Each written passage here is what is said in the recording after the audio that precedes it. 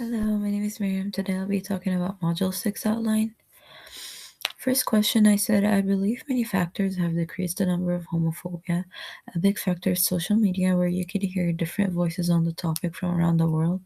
Generational division, younger generation is more open-minded and accepting of the idea of being gay or lesbian. We have new medical technology now for everything, including changing your sex. Cohen mentioned in the text that now people are having sex for the pleasure of their own and not for reproduction only, which opens people up to exploring different sexualities. Also depends on the social status, which can make you explore more than one sexuality.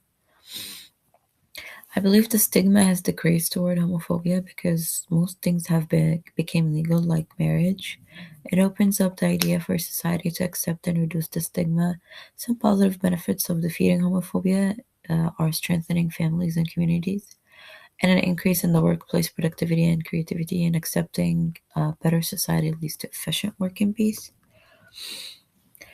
Second question, I said, I think intimacy has become more about pleasure, connection, and satisfaction. During the old centuries, it was focused on marriage and reproduction. It was found that many people who are in their 60s and 70s still practice sex or masturbation. I think being a male gives you early access to having sex, while a woman gets judged or shamed for doing such a thing. Social media has highlighted the double standards for male and female sexual behavior. Cohen mentioned that scientists have found that older adults practice sex for happiness and fulfillment, knowing that it's not serving reproductive purposes. They found that sex can contribute to better health and happiness. Women are expected to limit their sexual behavior until marriage, while men can practice sex without facing any consequences. I believe intimacy should occur for physical connection. Happiness connects you with your partner on a deeper level. I do not know much about sexual intercourse for older age, but I think they practice sex for pleasure and self-fulfillment as well. Now we have social media and we can advocate for ourselves about the double standards when it comes to sex. Women speak about judgments and shame they receive for intimacy, while men get praised for it. Third question, I said, I think greater cost is to get a transmitted disease and unplanned pregnancy. For most teenagers, it corrupts their lives. It can be financially and emotionally challenging if you don't get the support you needed.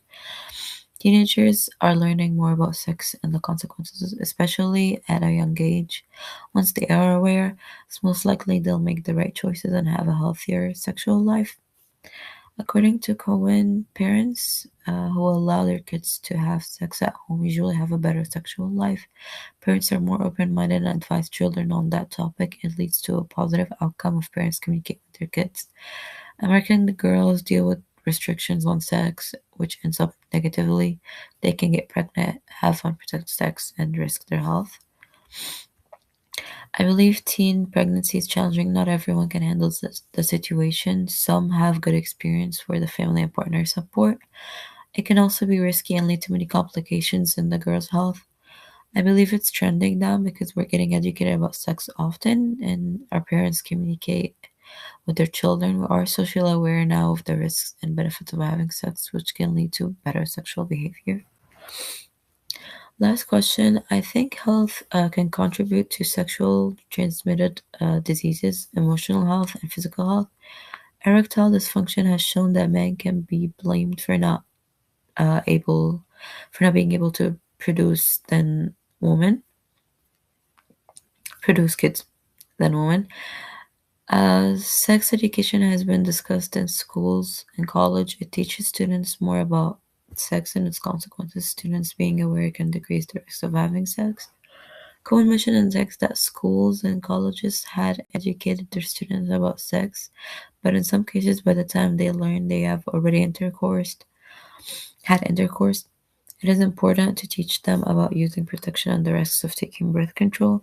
Young men can learn about sex from schools or parents, but now social media is used to educate them about sex.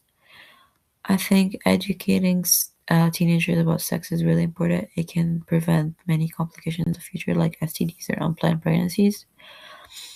Learning about sex in young age can also impact your choices and about intercourse. My parents did not discuss this kind of topic with me, and if I were a parent, I would want to teach my children more. to give them the opportunity of making the right choices later in the future. I believe making sure they are safe and healthy is my top priority. Thank you.